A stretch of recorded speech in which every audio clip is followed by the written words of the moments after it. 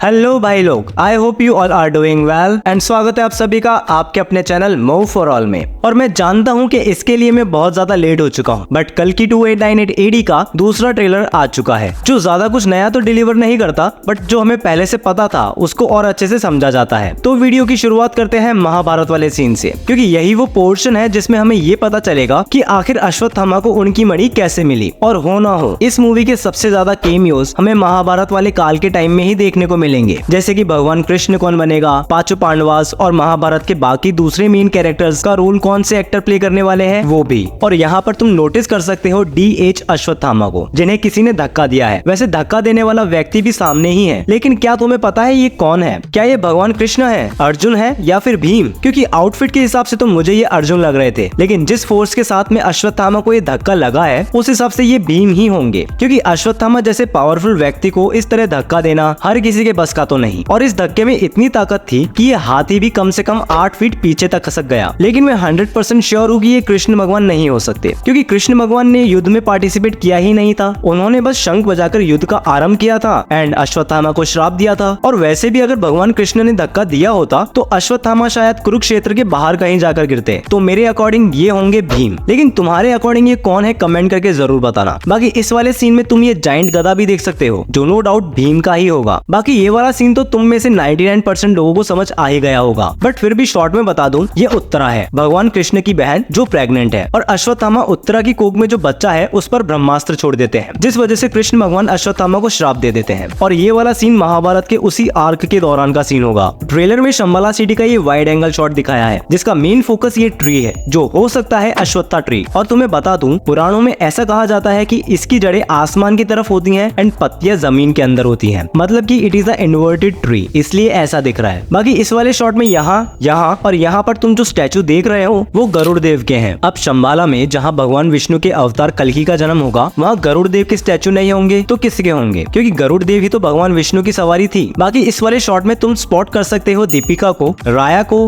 वीरन को, जो rebel group के लीडर है, एंड ये वही घायल बंदा है जिसको हमने कल की ग्लिम्स में भी देखा था। अब तुम लोग कुछ कमेंट करो, उससे पहले मैं साफ शब्दों में बता दूं कि इस वाले सीन में एक्चुअली क्या हो रहा है वो बताना हाल फिलहाल थोड़ा मुश्किल है, क्योंकि जितना सिंपल सीन दिख रहा है उतना है नहीं। बट फिर भी जितना मुझे समझ आया उस हिसाब से ये सुप्रीम यास्किन अब मरने की कगार पर है, इसलिए इसे लाइफ सपोर्ट पर रखा गया है, जिस चीज को मैंने पिछले ट्रेलर के ब्रेकडाउन में अच्छे से समझा दिया था। और इस लाइफ सपोर्ट का एनर्जी जनरेशन कहाँ से होगा वो बताने से पहले हमें इस सीन में 2 ह्यूमन बॉडीज दिख रहे हैं, जिसमें 2 ह्यूमन बॉडीज भी हैं, जिनकी नेक पर किसी तरह की स्ट्रिंग अटैच्ड है, जो शायद इनमें से एनर्जी या जिंदा रहने की क्षमता को खींचकर इस लिक्विड में इकट्ठा करती है, जिसके बाद इसी लिक्विड से सुप्रीम यास्किन को एनर्जी मिलती होगी जिंदा रहने के लिए। बट इसके आसपास ये 5 बॉल्स भी रिवॉल्व कर रही हैं, जो शायद इसकी बॉडी को मॉनिटर करने का एंड शरीर को बैलेंस करने का काम करती होगी। अब मैंने मेरे पिछले वाले वीडियो में बताया था कि बुज्जी सिर्फ एक कार नहीं बल्कि वो एक रोबोट में भी ट्रांसफॉर्म हो सकेगी, तो देख लो, भविष्यवाणी सही निकली। और हमें यहाँ देखने को मिला एक जाइंट बुज्जी रोबोट, जिसे भैरवा ने बुज्जी को मॉडिफाई करके बनाया है ताकि ये अश्वत्थामा से हेड टू हेड लड़ सके। बट इनमें से कौन जीतने वाला है वो हम सबको पहले से पता है। बाकी बहुत टाइम से डिबेट चल रही थी कि भैरवा ही कल्कि बनेगा, बट मुझे ये समझ नहीं आ रहा था कैसे। तो मैंने थोड़ा रिसर्च किया और जितना मुझे समझ आया उसके अकॉर्डिंग शायद जो रूमर्स मार्केट में चल रहे हैं वो सही साबित हो, विच इज कि भैरवा इस पार्ट में मारा जाएगा एंड अगले पार्ट में कल्कि का जन्म होगा, जिसके अडल्ट रूप को प्ले करेंगे प्रभास खुद। ऐसा इसलिए क्योंकि भैरवा के ये जो ट्रायंगल वाले टैटू हैं उनका मीनिंग होता है डेथ एंड रीबर्थ। एंड मैं ये बात स्टार्टिंग से बोल रहा हूँ कि शिव ही विष्णु है एंड विष्णु ही शिव है। I mean, ये बात सालों से कही जा रही है, बट भैरवा को लेकर ये बात मैं स्टार्टिंग से बोल रहा था, क्योंकि भैरवा जो भगवान शिव को पोर्ट्रे कर रहे हैं वो नो डाउट कि भगवान विष्णु के किसी कैरेक्टर को भी प्ले करें, तो इस हिसाब से प्रभास ही कल्कि प्ले करे, बहुत ऑब्वियस सी बात हो जाती है। बट अगेन मैं यही कहूंगा कि दीपिका ही कल्कि की माँ सुमति का कैरेक्टर प्ले कर रही है, उस चीज पर अभी भी मुझे थोड़ा सा डाउट है। बाकी तुम्हें इन सब चीजों पर क्या लगता है कमेंट करके जरूर बताना, क्योंकि that's it from my and. बाकी जल्दी ही मिलते हैं अगले वीडियो में, तब तक देखते रहिए मूव फॉर ऑल।